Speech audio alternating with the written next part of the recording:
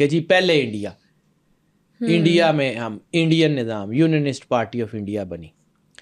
اس کے بعد یہ جہاز ڈوبتا ہے اور پھر نول کشور کانپور میں ایک پریس لگتا ہے. ہندوؤں کی مذہبی کتابیں بھی وہیں سے چھپ رہی ہیں, مسلمانوں کی مذہبی کتابیں بھی وہیں سے چھپ رہی ہیں, قرآن پاک بھی نول کشور کانپور سے چھپ رہا ہے, ایک ایک چیز وہاں چھپ رہی ہے. ٹھیک ہے, ان کے ڈیکورم ہوں گے, انہوں نے علیحدہ علیحدہ چھاپا ہوگا, لیکن وہاں سے کتابوں میں تحریف کا سلسلہ شروع ہوتا ہے جو انڈیا کی تاریخ ہمیں بتاتی ہے. اس کے بعد کیا ہوتا ہے کہ یہ 1909 میں یہ پریس لگتا ہے اور 3 سال بعد 1911 یعنی 1906 میں مسلم لیگ بنی, 1908 میں یونینسٹ پارٹی اور یہ کانگریس والا یہ سارا لفٹ شروع ہوا. 1909 میں نول کشور کا پریس لگ رہا ہے اور 1913 میں انڈو پاک کی پہلی شیعہ سنی لڑائی ہے. اس سے پہلے تو شیعہ سنی لڑائی ہے ہی نہیں.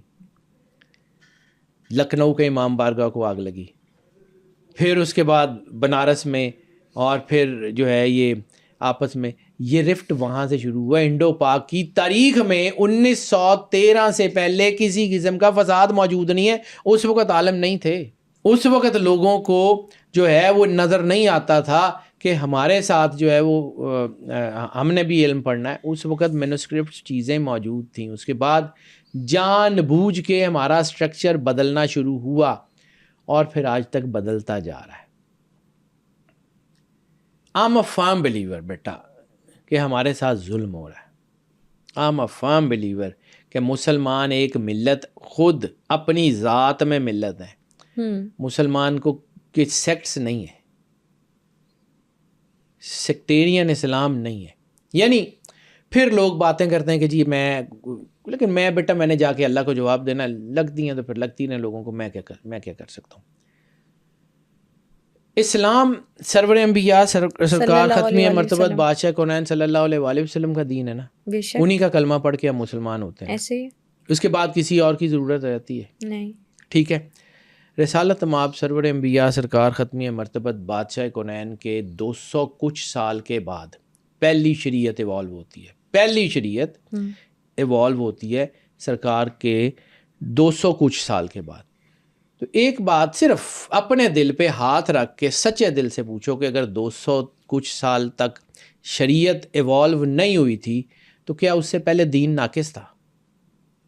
ہو ہی نہیں سکتا. تو اگر وہ دین پہلے دن سے مکمل تھا تو پھر فقہ اس لیے آئی تھی کہ وہ فروع دین جو چیزیں اسلام میں نہیں آئیں گی, ظاہر سی بات ہے بینکنگ سسٹم آئے گا, گاڑی وغیرہ وغیرہ, اس کے اوپر فقہ اپنی رائے دے, نہ کہ فقہ اپنی رائے دے اصول دین میں کہ رسالت مآب سرور انبیاء صلی اللہ علیہ وآلہ وسلم کا مقام کیا ہے, وہ کم ہے, وہ زیادہ ہے, وہ اچھا ہے, اس کے اوپر بات کرے. یہ نہیں تھی. جب اپنی ڈومین سے چیزیں تجاوز کرتی ہیں نا تو وہ غلط طرف جاتی ہیں.